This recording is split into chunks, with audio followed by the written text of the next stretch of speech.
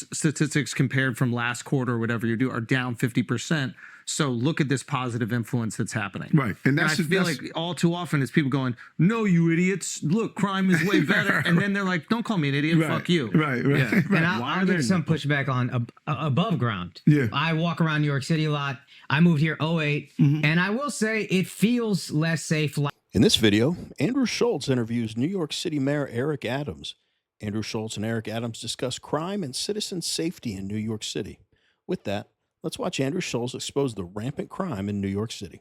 There are two things. There are the data, the facts, like the reality of what's happening, and then there's the feeling that people have. Without a doubt. And we got to be careful that if people have that feeling, we don't make them feel stupid for having it, because being scared in the subway is a real feeling. And maybe now that there's more phone videos and I hear about all these stories, like I know my wife, she says she feels uncomfortable in the subway. I know probably now because she uses it to Uber.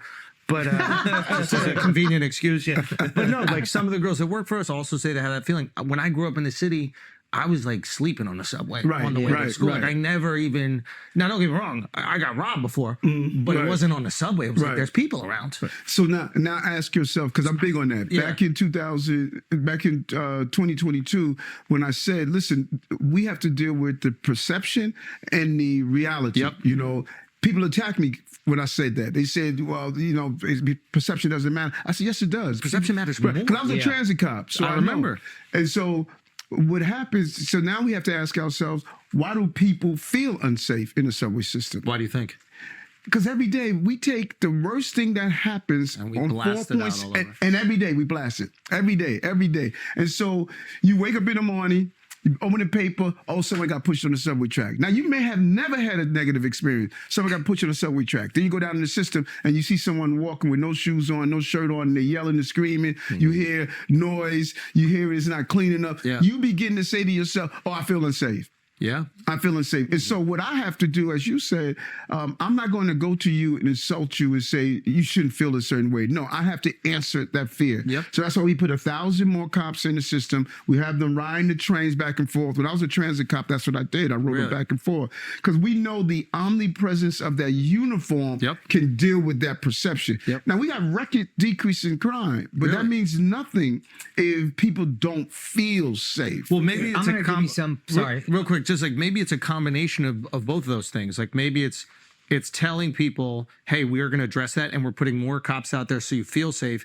And then after that, you know, when he talks about how there's data and statistics and feeling, and you can't make people feel stupid, even if the way they feel on something like crime is contrary to the data. Now, I do my best to be a data and statistics guy. I think most men, most Republicans try to look at problems or anything from that perspective. However, I'm not going to ignore, you know, in a situation like that, if people feel unsafe, but the data says differently, never thought I'd agree with a Democrat mayor, but I agree 100%. You've got to address both. It's funny, even though Eric Adams is, I believe, ex-law enforcement, so I think he has a special place for those people. They're putting 1,000 more cops in the subway system to help with safety, which I think is great, by the way, because I think that will change perception, and statistically, I just think you have to see crime go down if there's that many cops around. But what's so funny about it is this is the party that, I don't know, as recent as 3-4 years ago, we're still saying defund the police. And you've got a guy that's mayor of the most Democrat city on the planet, maybe next to LA.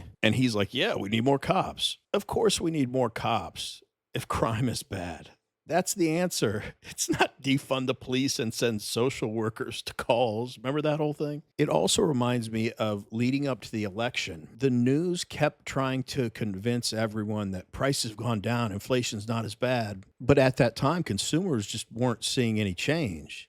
You know, so from their perspective, it's like, it's nice to get those statistics, but nothing's changed for us. And the freaking mainstream liberal news media try to tell average Americans, like Eric Adams said you want to avoid, they told average Americans basically that they were stupid. I mean, they hammered on this. The economy's better. The economy's better. And no one was buying it. They were just like, what are you talking about? I'm the one shopping out here. You live in a mansion with gated security and armed guards. Now, when I will use the statistics is Like, for instance, I think the consumer price index recently decreased from February to March under Trump for the first time since 2020, which is an amazing accomplishment. So I'll point that out, but I won't say, oh, everything's fixed now. The economy's better. Everyone should be happy. No, of course, people aren't going to instantly feel a 0.1% difference in consumer price index. So I will use the data if someone's like, Donald Trump said he'd lower prices and he hasn't. Well, yeah, he has. Here you go. But I would never say, oh, what are these stupid people saying? You know, prices went down. Here's the statistic. Prices went down. What's wrong with them? That's how the Democrats try to treat the American people and continue to do it. These people just never learn anything. Anyway, let's get back to the video. That going, hey, by the way, crime statistics compared from last quarter or whatever you do are down 50%. So look at this positive influence that's happening. Right. And I feel like all too often it's people going, no, you idiots. Look, crime is way better. And then they're like, don't call me an idiot. Right. Fuck you. Right. Yeah. And I'll give some pushback on above ground. Yeah. I walk around New York City a lot. I moved here 08. And I will say it feels less safe. Like just seeing, I was walking here one day from 59th. It was a long walk, but I was like, let's do it. On one block, I see like 4 guys shooting heroin. I see another guy, literal piece of his intestine sticking out of his stomach, covered in what looks like shit. That's not, when I go to Penn Station, I used to live in Jersey. I'll take it every day. I see people shooting up heroin right outside. These are not things that make me feel safe. And that is a crime, you know, even then. It might not be aggravated, but like, I'm not even saying this to like dunk on you or whatever, but I will say as someone who's lived here 17 years, it does feel less safe when I'm walking through and I see stuff that makes me feel like so this doesn't feel better. And I would tell him, I was like, for a person who grew up here my entire life, it's safer than it's ever been. That's why it's just so weird hearing that, because I'm like, yo, I think a lot of Times Square back in the day. But that's what I'm saying. It might be safer than it was in 1998, but I don't think it was safer personally than it was in 2009. A lot of this sentiment is like, we went through a pretty tough time in New York, where it was like there were a lot of things that were quite commonplace. You started stealing because you're dyslexic, right? Like, you know what I mean? Think how tough New York was. And you were like, I mix up letters. Let me just start running numbers. Right. And that was, but when you go back, how could you read if it was a JanSport? when you go back to when they were growing up, and you go back to that period of time, graffiti was everywhere on all our trains. You should see some of the pictures. It was crazy. And so understand, that's why civic is important, because when you see something like right now, when I became mayor, we were having encampments all over, people living in cardboard boxes and tents on the side of highways. And when we came in, we said, listen, people are not living that way. January and February of 2022, I went into the streets to talk to people that live. If you like watching videos like this one, like and subscribe. We'd really appreciate it. Let's get back to the video. In these encampments, saw human waste, drug paraphernalia, stale food, bipolar, schizophrenic. And so we came up with a real initiative that said, listen, we clean up these encampments and we put people in housing. We got huge pushback. Huge pushback. The city council passed the law that said people should have the right to sleep on the streets.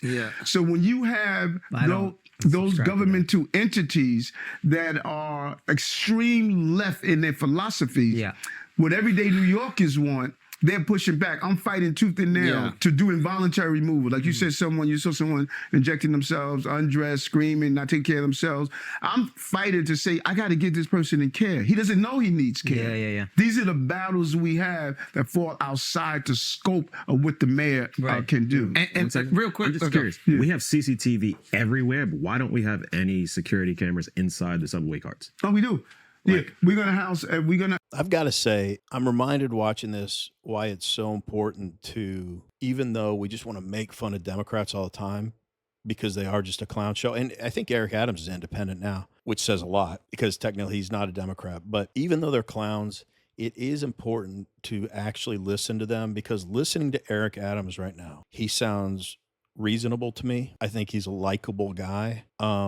He's listening. He doesn't get defensive when they say this or that. It's my impression that he's really listening. He waits until everyone's done and then he responds. Anyway, I'm just saying, for Republicans and Democrats, it's important once in a while to actually just listen to the other side talk when it's not in a debate. It's, more casual like this, because I'm sure many of you can relate to this. Most of the time I see Democrats talking, it's because I'm doing this. I watch clips all day, but I'm just watching them do ridiculous things, which, by the way, is about 90% of the things that come out of Democrats' mouth are ridiculous. But I guess I'm just saying this is refreshing. And again, Eric Adams being an independent does say a lot, because I'm giving him compliments. He's not even a Democrat. I think even he realized the insanity after the freaking Biden administration went after him because he disagreed with them on immigration. Let's wrap up the video.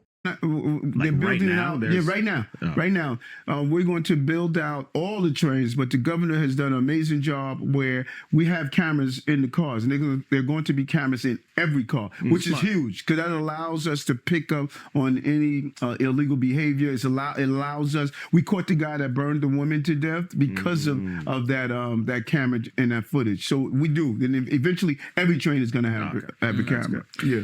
I feel like sometimes cops are like this backstop to all the problems in society.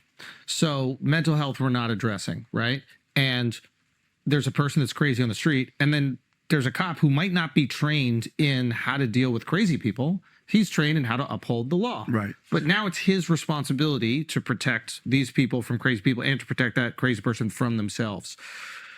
And I wonder if there's I don't know if it's expansion or more specific division, but it seems like a lot of the problems we see on the streets that are making people feel unsafe are people who aren't dealing with I sound like I'm talking out of both sides of my mouth here. However, while police are of the most important to any city, I feel like the mental health, I think you can call it an epidemic, is something that no party, no officials have gotten their heads around yet on how to address it. Because if they're mentally not there and they're committing a crime, it's like, okay, put them in jail, but they're going to go right back out. And like he said, hurt themselves or hurt somebody else. And they're not even malicious. There's just something wrong with them. I don't think people know what to do with those type of people, and they're contributing a lot to that fear that they're talking about. So it would probably be a really long discussion to just kind of flesh out ideas I have about it, but I certainly don't have the answers either. Just, probably some thoughts on it, but I think that's a challenge for every city. Last thing I'll say is, you heard Andrew Schulz, co-host, say how he felt unsafe and said, I saw 4 people shooting heroin. I saw a dude covered in shit, basically. And then the other dude that's lived there forever is like, it's safer than ever. So if that's what you're currently seeing in New York, and the other co-host that's lived there forever says, oh, it's safer than ever, think about how bad New York has just always been crime-wise. Like, I live in Tampa, Florida. I don't see people shooting up heroin. I don't see people covered in crap. Only time I've seen that in my life is in 3 different cities in California, a blue state. You noticing a pattern here? To most Americans, it's not normal to see people shooting heroin and to see some guy with a hospital gown still on with his intestines falling out of his body. That's insanity. But to that other guy, he's like, it's safer than ever now. That's crazy that that's his perception of what safe looks like. But we want to hear from you.